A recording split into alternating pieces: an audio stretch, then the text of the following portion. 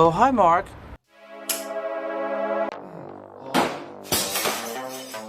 Bible time!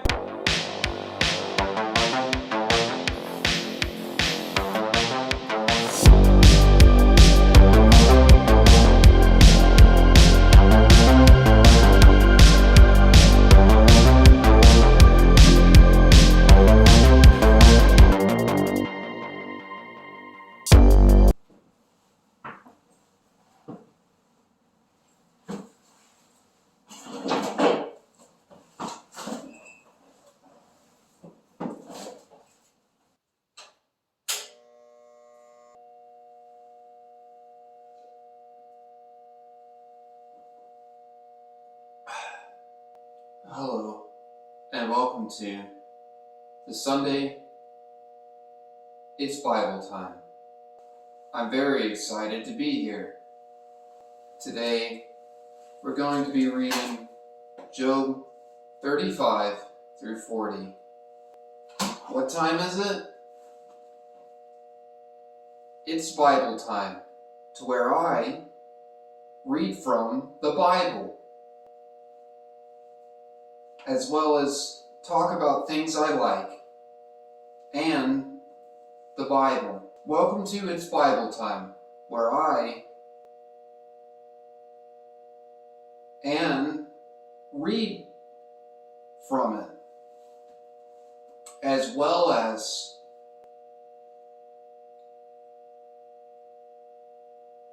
I really like Zach Galifianakis. The Chosen, the first multi-series television show about Jesus as well as his disciples. The Chosen, see Jesus through the eyes of those he touched. The Chosen, see Jesus through the eyes of those he touched. So, one time, I was sitting on a rock, such as bananas and strawberries. I would hit the rock, and then I could feel, the shift. How about you send me my things before I break your fingers, and your family will weep tremendously. Send me my things. I get it. You're not gonna hire me. I'm just some idiot at a desk reading from this. Do you have any idea how? I get it. To think I actually thought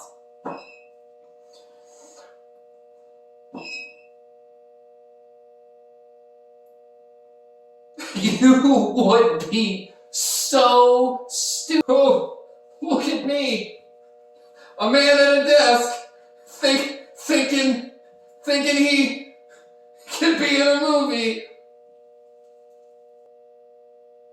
I was wrong! Dumb, stupid, dumb.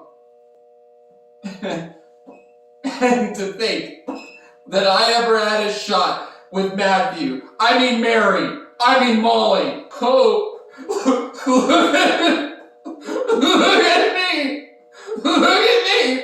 Just a guy at a desk. Just a guy. Ooh, I'm gonna be in a movie. Stupid.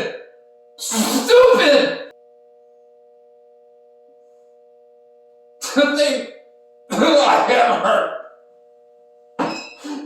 As if you don't even know who I am. You won't even send me my things. Just send me my stuff. Just send me my things. beanies! Look at me! I read from the Bible!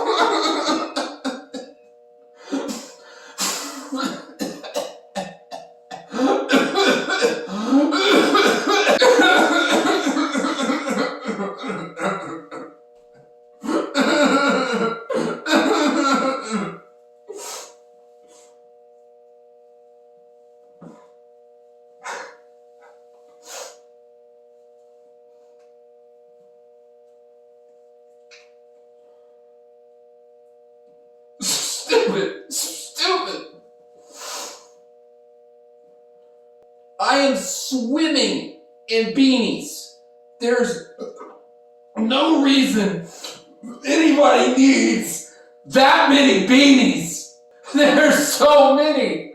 They're in every room. They're in my car. I give them out. There's so many beanies.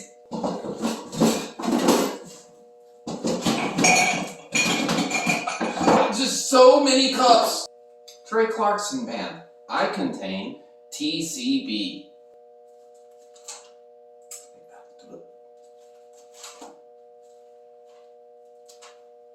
Today we're in Job 35.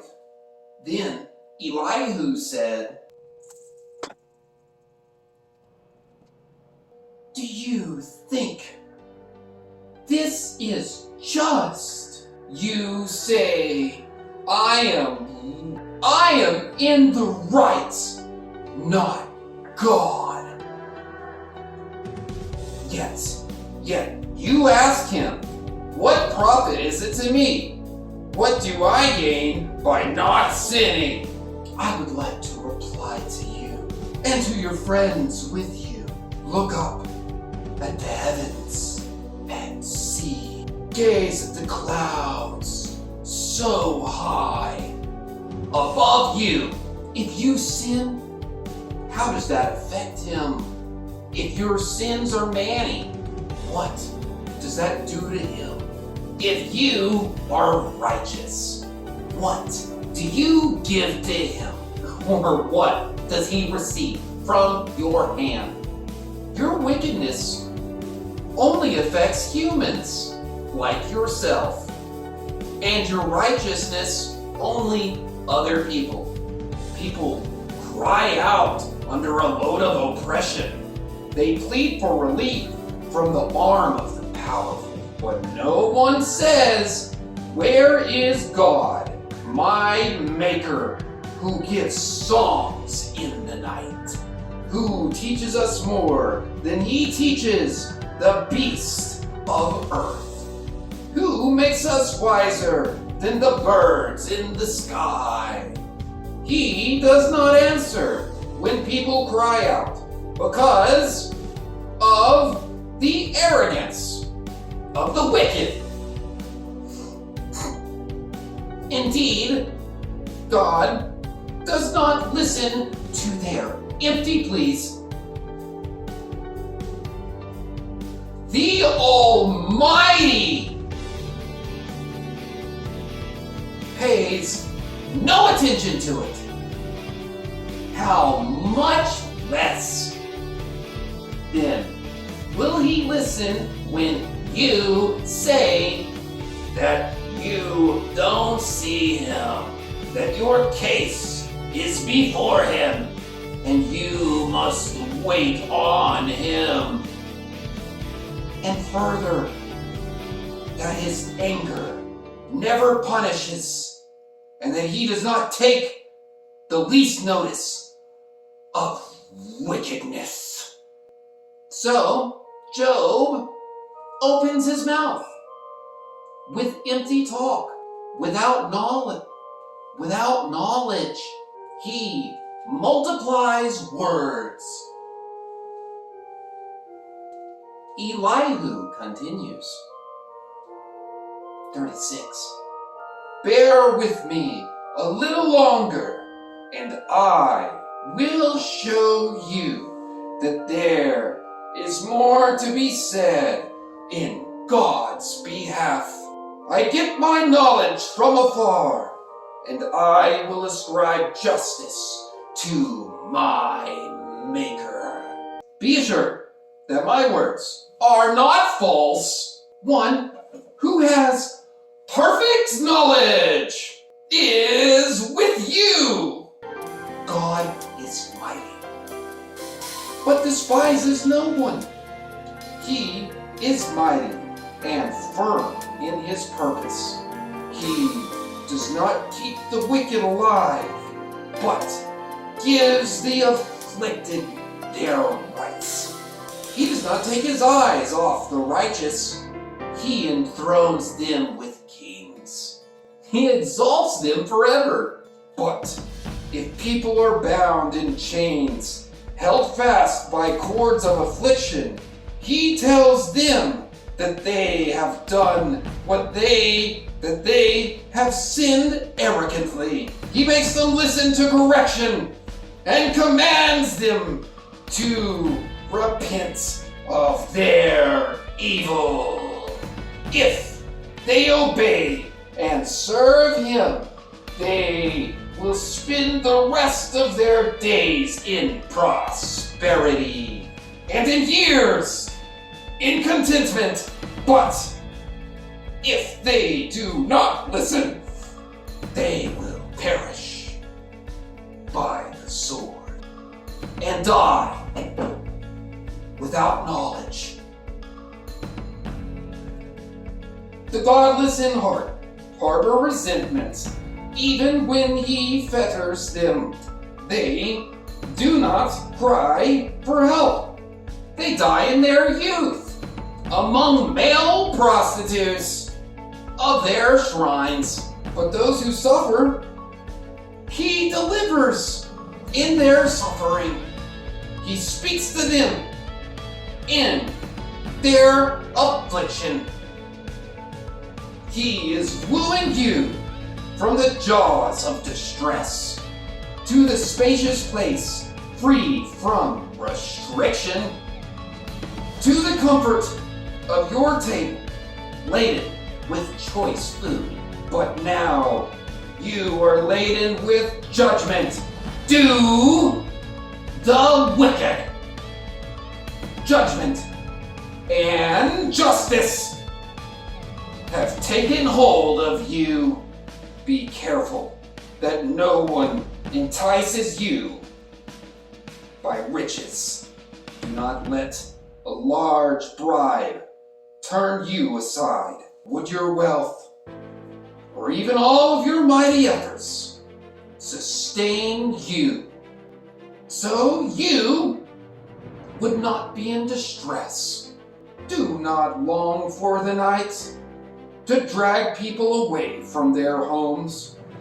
Beware of turning evil, which you seem to prefer, to affliction. God is exalted in power, who is a teacher. Like him, who has prescribed his ways for him, or said to him, you have done wrong.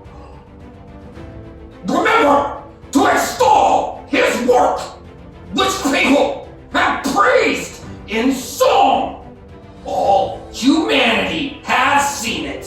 Mortals gaze on it from afar. How great is God beyond our understanding.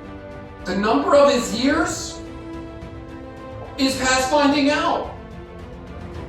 He draws up the drops of water which distill as rain in the streams. The clouds pour down their moisture, and abundant showers fall on mankind. Who can understand that he spreads out the clouds? How he thunders from his pavilion. See how he scatters his lightning about him, bathing in the depths of the sea. This is the way he governs the nations. and provides food in abundance. He fills his hand with lightning and commands it to strike its mark. His thunder announces the coming storm. Even the cow make known its approach. 37. At this, my heart bounds and leaps from its place. Listen to the roar of his voice, to the rumbling that comes from his mouth. He unleashes his lightning beneath the whole heaven and sends it to the ends of the earth. After that comes the sound of his roar. He thunders with his majestic voice. When his voice resounds, he holds nothing back. God's voice thunders in a marvelous way.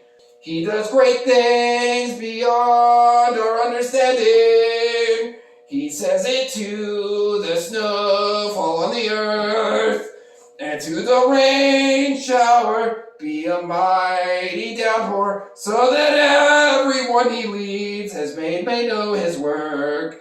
He stops all the people from their labor. The animals take cover, they remain in their dens.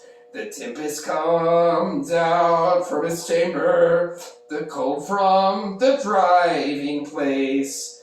The breath of God produces ice, and the broad waters become frozen. He loads the clouds with moisture, he scatters his lightning through them.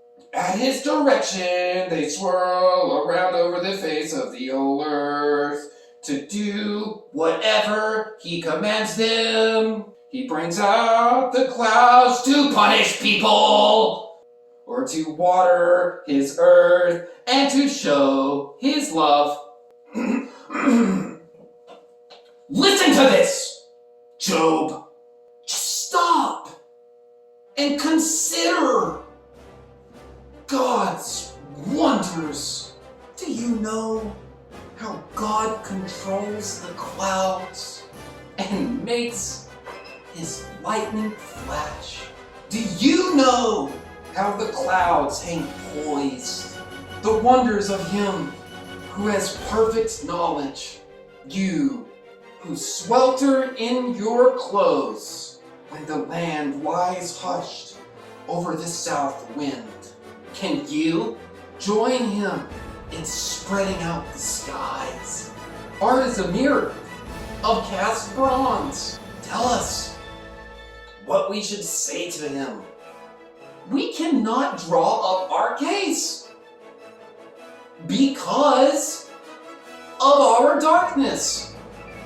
Should he be told that I want to speak, would anyone ask to be swallowed up? No one can look at the sun, bright as it is in the skies, after the wind has swept them clean. Out of the north, he comes in golden splendor. God comes in awesome majesty.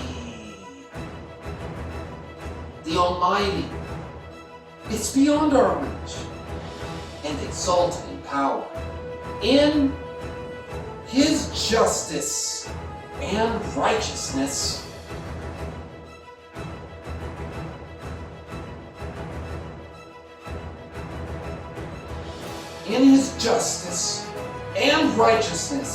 he does not oppress.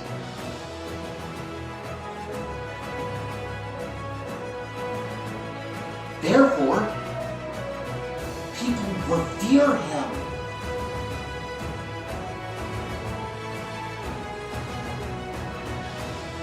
For does he not have regard for the wise at heart?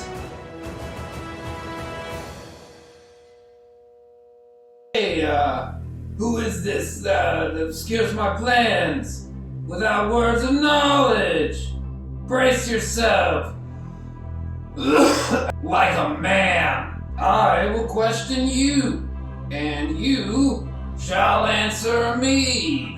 Where were you when I laid the earth's foundation? Tell me, if you understand, who marked off its dimensions? Surely you know. Who stretched a measuring line across it? On what were its footings set? Or who laid its cornerstone? While the morning stars sang together, and all the angels shouted for joy. Who shut up the sea beyond doors when it burst forth from the womb? When I made the clouds in its garment and wraps it in thick darkness. When I fixed limits for it and set its doors and bars in place. When I said, this far you may come, and no farther. Here is where your proud waves halt. Have you ever given orders to the morning, or shown the dawn its place, that it might take the earth by its edges and shake the wicked out of it? The earth takes shape like clay under a seal. Its features stand out like those of a garment. The wicked are denied their light, and their upraised arm is broken. Have you journeyed to the springs of the sea, or walked to the recesses of the deep? Have the gates of death been shown to you? Have you seen the gates of the deepest darkness? Have you comprehended the vast expanses of the earth? Tell me, if you know all this, what is the way to abide of light? And where does darkness reside? Can you take them to their places? Do you know the paths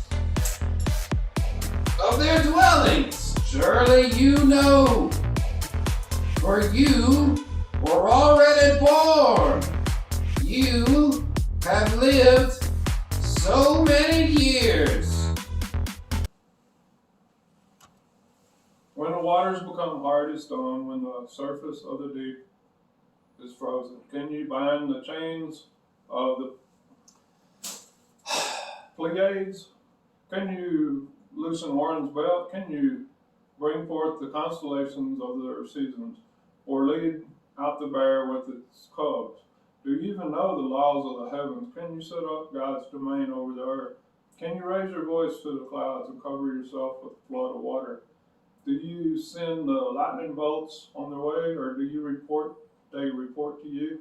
Here we are. Who gives the rooster understanding? Who gives the ibis wisdom? Or gives the rooster understanding? Who has the wisdom to count the clouds?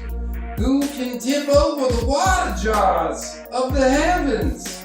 When the dust becomes hard and the clouds of the earth stick together, do you hunt the prey for the lioness, or satisfy the hunger of the lions when they crouch in the dens?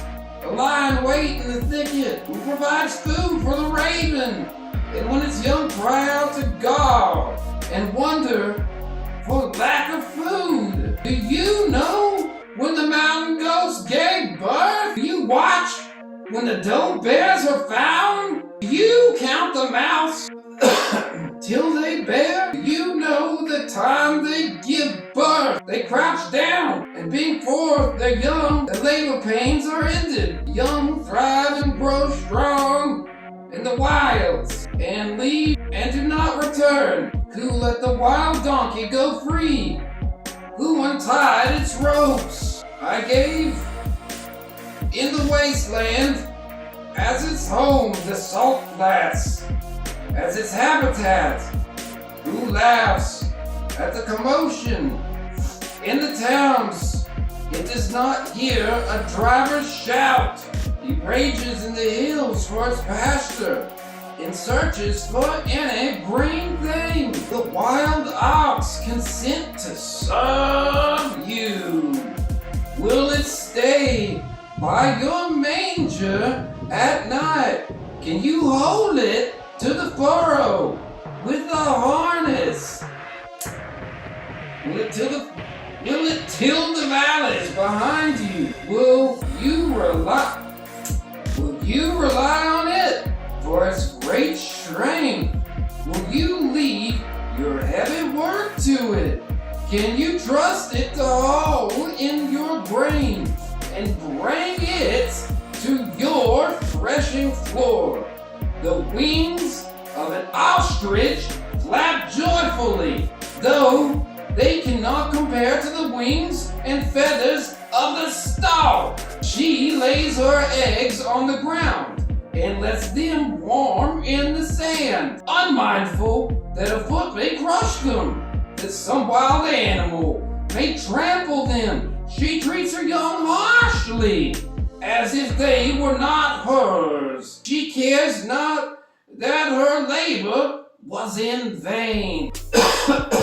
For God did not endow her with wisdom or give her a share of good sense. Yet, when she spreads her feathers to run, she laughs at horse and rider. Do you give the horse its strength or clothe its neck with its flowing mane? Do you make it leap like a locust, striking terror with its profound snorting, its paws fifthly, rejoicing in its strength, and charges into the fray? It laughs at fear, afraid of nothing. It does not shy away from the sword. The quiver rattles against its side along with the flashing spear and the lance. Its frenzied excitement, it eats up the ground. It cannot stand still when the trumpet sounds. At the blast of the trumpet, it snorts. A howl catches the scent of battle from afar. The shout of commanders and the battle cry. Does the howl take flight by your wisdom? Spread its wings towards the south. Does an eagle soar at your command? Build its nest on high. Wails on a cliff and stays there at night. A rocky crag for its stranglehold, for its stronghold. From there, it looks for food. Its eyes detect it from afar. Young ones feast on blood. And where the slain are, there is it.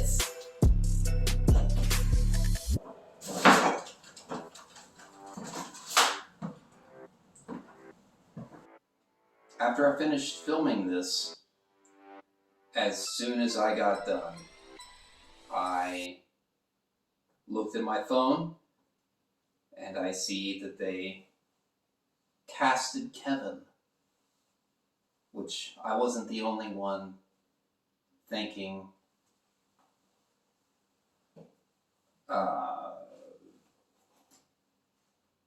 Anyways, I'm not gonna chase you. I'm not gonna hop on a plane and tell you that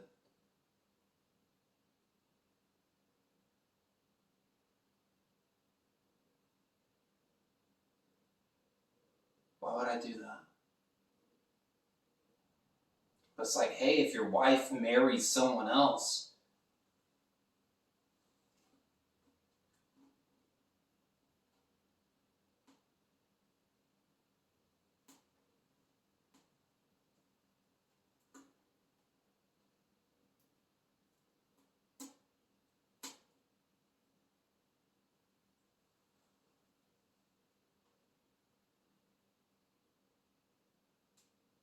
I have no idea what's going on.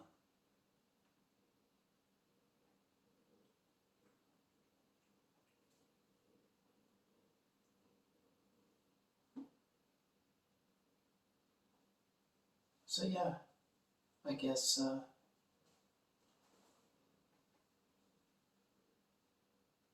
that's it. Huh. It's a lot of beanies. That's a lot of beanies.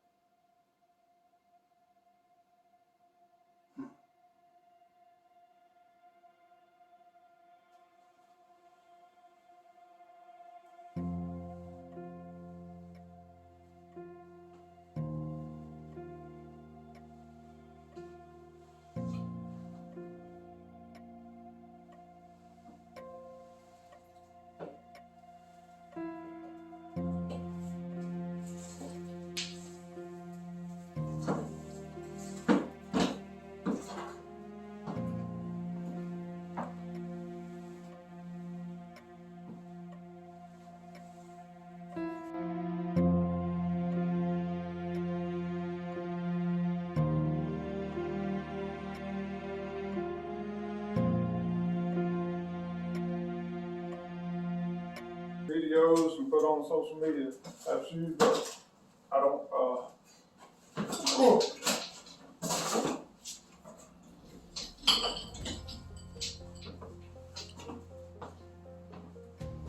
You keep any of that.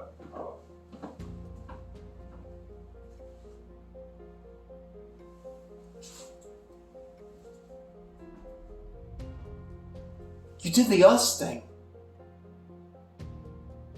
How did you do that?